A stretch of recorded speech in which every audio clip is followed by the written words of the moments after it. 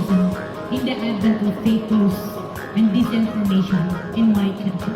We need to work it out. We need to prove that we are the voice of the people. We are the media. We are the facilitators. Aniya na ang mga balita nga nahagpat sa Newsline Philippines Information Center. Ako si Paul Palacio. Tutok na!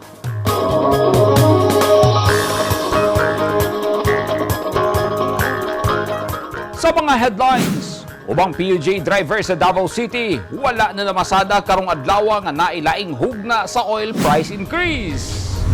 Presyo sa karning manok ug isda sa Bangkerohan Public Market, miusbaw sab.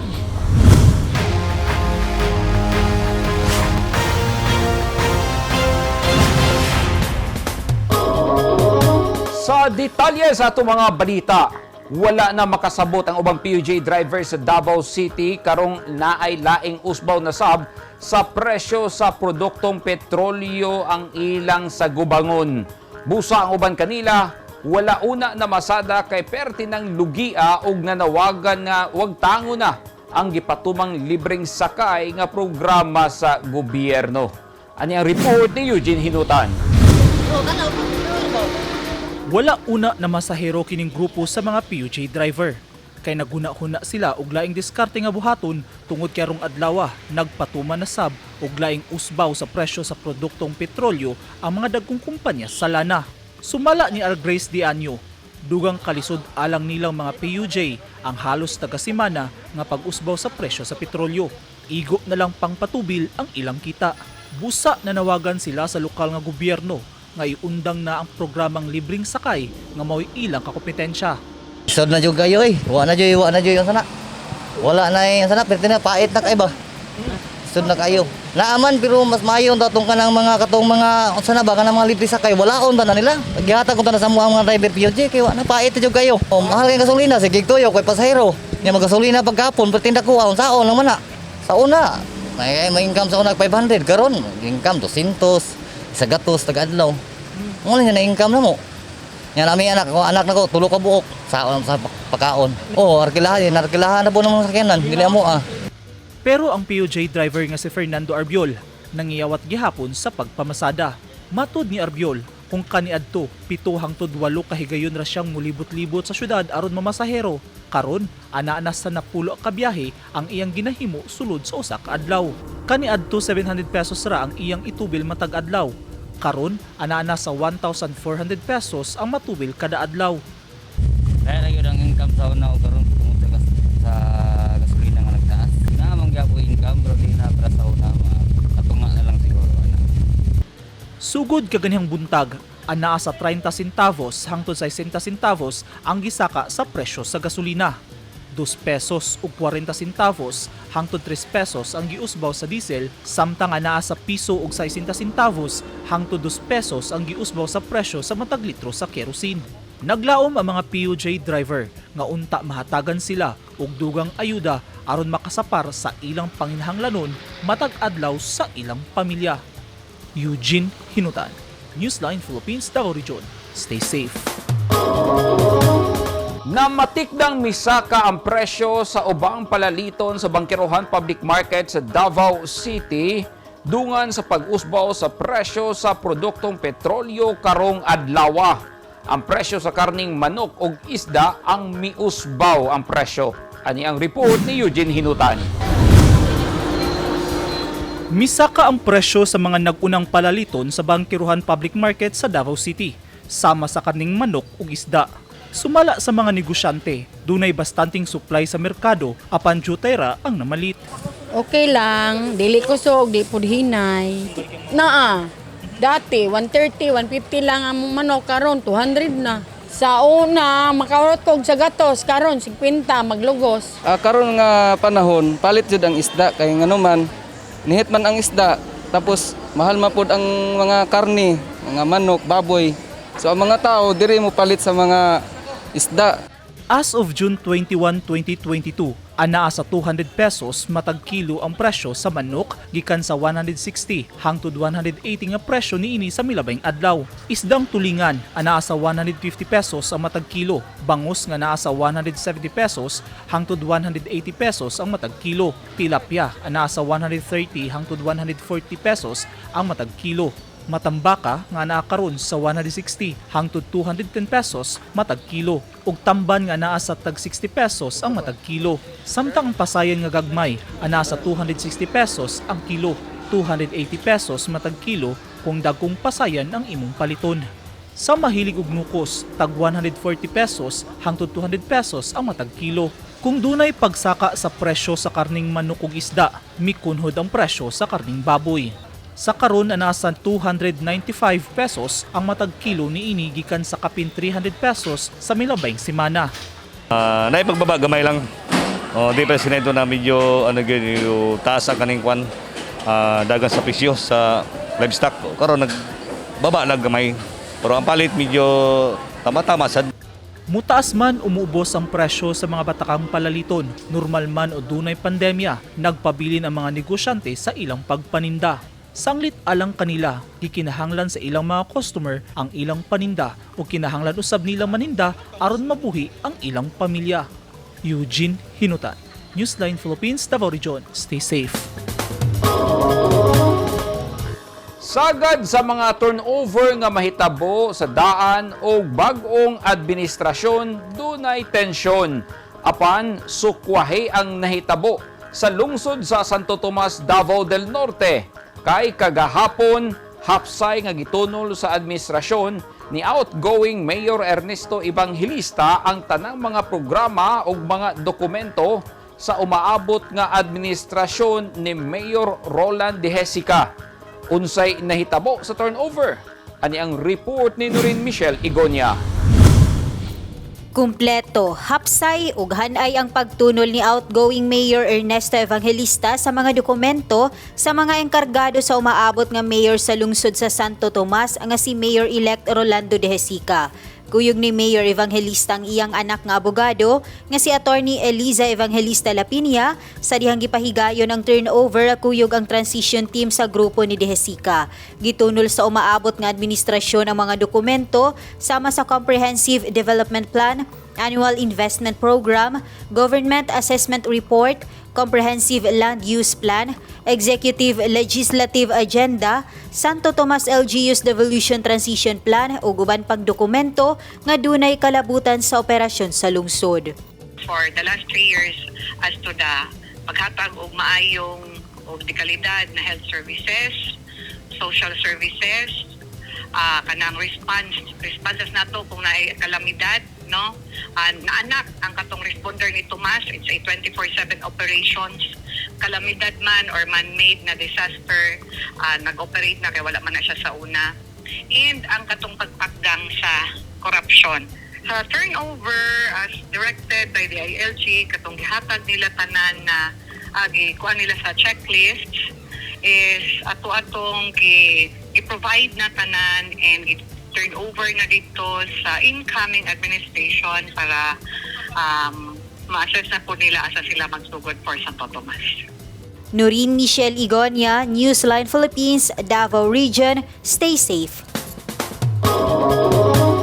Nakatala og 52 ka mga bag-ong kaso sa dengue ang CHO sa Zamboanga City sa milabayng semana. Sa record sa City Health Office, miabot sa 2,628 ang dengue cases sa syudad. Edad 0 hangtod 9 anyos ang bracket nga sagad apektado nga nakatala og 51% kon 1,344 ka mga kaso. Gisundan sa 10 hangtod 19 anyos nga age group nga dunay 31% kun 827 cases. 1,916 ka kaso nga dunay dengue ang dunay warning signs, samtang 641 nga naay dengue ang walay warning signs. Padayon ang lokal nga gobyerno sa Zamboanga City pinagi sa CHO sa pagpahigayon og dengue prevention and control activities. Apil na niini ang community mobilizations alang sa implementasyon sa 4S strategy nga dunay emphasis sa kada semana nga search and destroy initiative representatives aron mabungkag ang breeding site sa mga lamok na nagdala og dengue virus. Padayon sab ang fogging activity sa mga barangay sa syudad nga dunay taas nga kaso sa dengue. Wala hinoy dengue related mortalities nga natala sa syudad gikan Hunyo 12 hangtod Hunyo 18, 2022. 7 ka bulan na sukad na hitabo ang kontrobersyal nga Davao de Oro drug raid. Daghan ang mipyait nga wala matud pa sila'y sala kay matud nila birthday party lang ang ilang giadtuan. Apan, mibarog ang Philippine Drug Enforcement Agency kon PDEA 11 sa ilang gihimo. Hinungdan nga napasakahan na og kaso ang mga akusado og pipila kanila nakapiyansa na alang sa ilang temporaryong kagawasan. Unsa na ba'y dagan sa kaso? Naabay nakatakda nga petsa sa pagtaral ni ini? Unsa man ang gilauman sa mga suspitsadong nalambigit sa kontrobersyal nga Davao de Oro drug raid nga anaa pa sa prisuhan? Atong sayron sa report. Justice delayed is justice denied matod pa.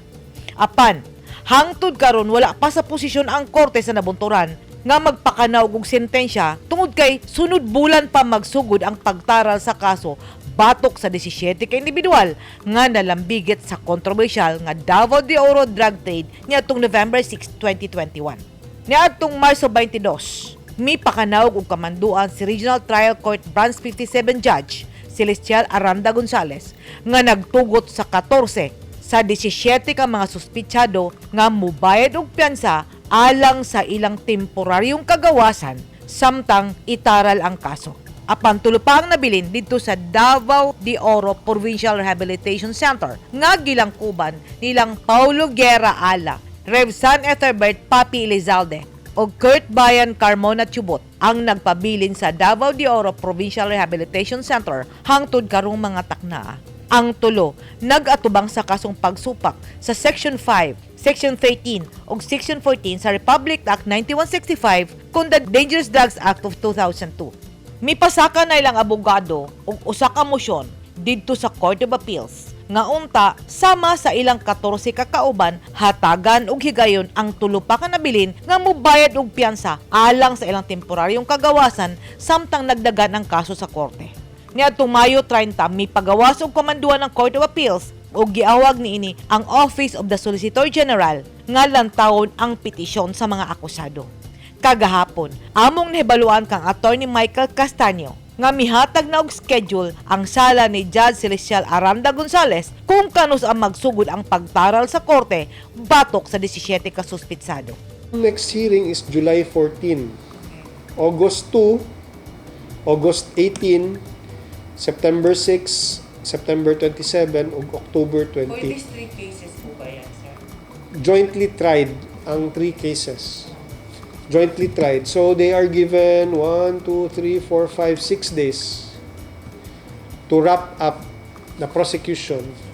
Ang defense is November 24, December 7, February next year, February 2 and 21, March 14 and 30, April 11 and 25, May 16 and 30. Matod ni Attorney Castaños, andam na ang iyang kliyente nga mga tubang sa kaso ug sila nang hinaot nga mogawas ang kamatuoran ug mahatagan og hustisya ang matagusa. Given the schedule sa different other drug cases, I can say na this is a good schedule. Sa taong anaa sa sulod sa prisuhan, wala kinilaing gihandom kung dili kagawasan ug kamatuoran. Daghan ang nasintensyahan nga walay kalambigitan sa kaso, apan kay dili man sila kabalo mga tarungan o walay saktong abogado nga modipin sa kanila, sagad mo angkon na lang sa salaod ug masilutan. Daghan usab ang mga sad-an, apan kay kamauman mga tarungan, maabsuelto sila sa kaso. Apan kining tanan mag-agad sa pagtaral sa korte. Kung unsa man ang lintungan ay, nining 17 ka mga akusado nga nag-atubang sa kaso. Nang hinaot kami nga mamahimong patas ang pagtaral ug mogawas ang kamatuoran aron mabati sa matag Pilipino nga dunay hustisya ug kaangayan. Edith Kaduayan, News and Philippines. Stay safe! At tangi! Pawikan nga stranded sa usa ka bungsod sa Barangay Lasang, Davao City na rescue o Napulo ka mga bird watching guide sa Santa Cruz, Davao del Sur gipailawom sa tulo ka adlaw nga training.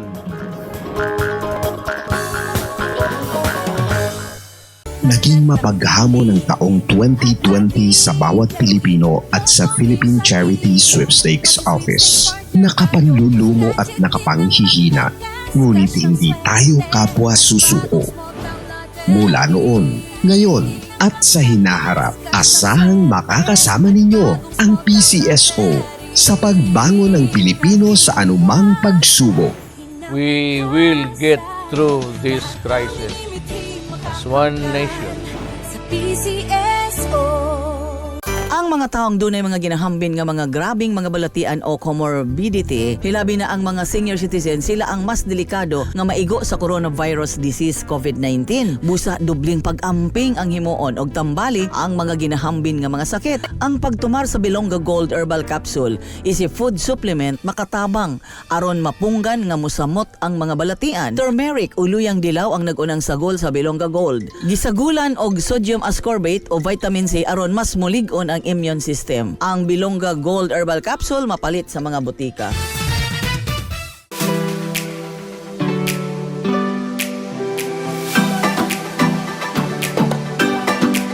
Do you want to be beautiful inside out? Visit RNC Lounge Aesthetics and Wellness, located at Door 3, Molavi Building, Emilio Jacinto Street, Davao City. Your total beauty and wellness center.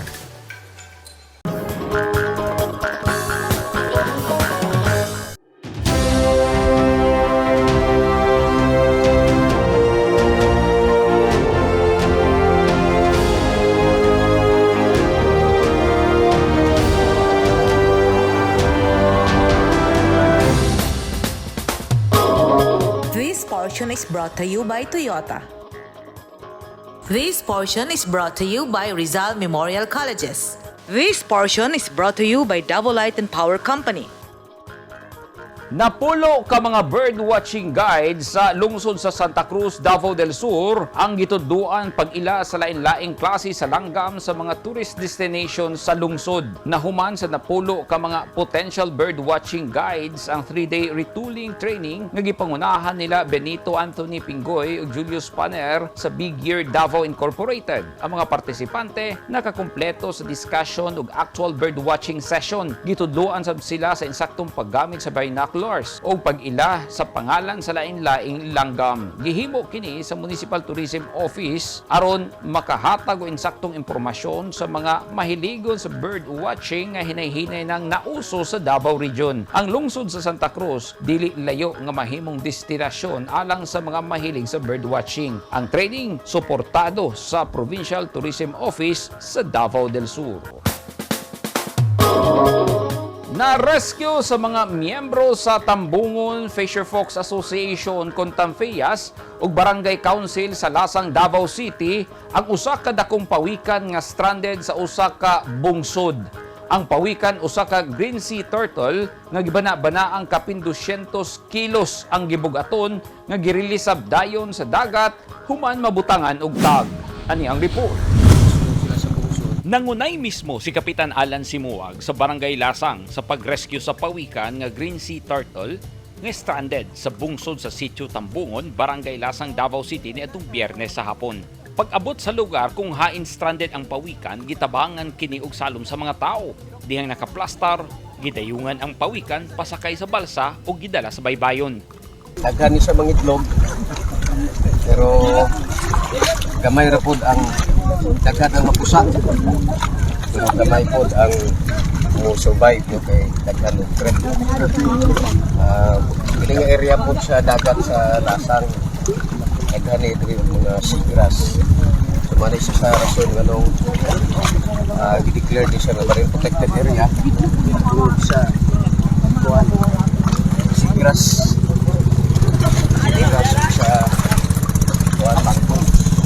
Sumala ni Kapitan Simuag, Setyembre sa milabay nga tuig, naka-rescue sab sila og pawikan nga stranded sa bungsod. Apan mas dako ang ilang na-rescue nga pawikan niadtong Biyernes kay bana-bana ang anaa kini sa 280 kilos.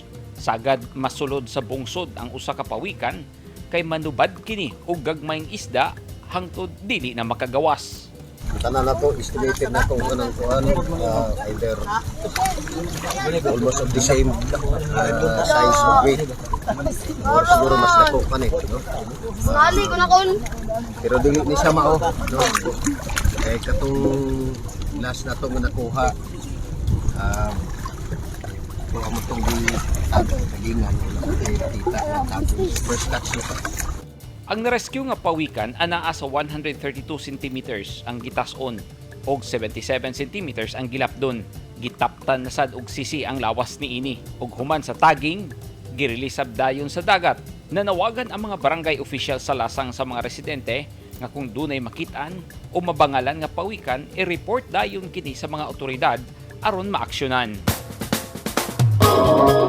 Mukabat sa 20,000 ka mga similya sa siganid kon rabbit fish ang gitunol sa Bureau of Fisheries and Aquatic Resources kon BFAR ngadto sa mga miyembro sa Alabel Deputized Warden Association sa Alabel, Sarangani Province kagahapon. Ang asosasyon gilangkuban sa mga deputized fish warden sa mga coastal barangay sa Alabel nga mao ang Ladol, Kawas ug Maribulan. Sumala ni Gerson Neres, ang fisheries technician sa Office of the Municipal Agriculturist kun umag kabahin kini sa Techno Demo alang sa asosasyon diin subay sa kontrata nga ang tanang inputs ug materyales magikan sa BFAR. Apan ang abot o harvest ug income mapadulong sa asosasyon nga maoy mamahimong kapital aron mapadayon ang programa. Nagpasalamat ang mga benepisyaryo nga gipanguluhan ni Rodrigo Panes sa BFAR 12 ug sa lokal nga gobyerno sa Alabel pinaagi sa umag.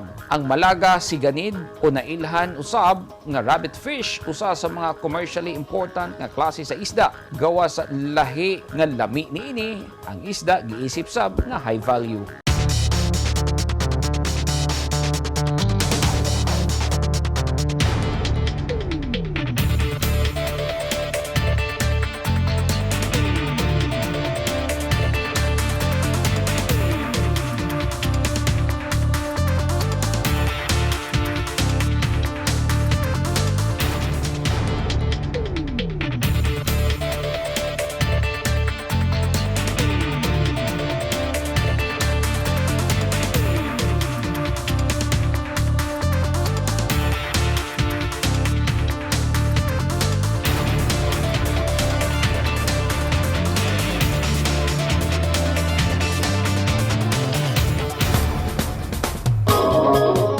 Kadto naghimpit sa mga balita nga nahagpat sa Newsline Philippines Information Center. Alang sa dugang balita, bisitaha ang website nga www.newsline.ph. Sa Facebook page, Instagram, newsline.ph. ug sa Twitter, newsline.ph.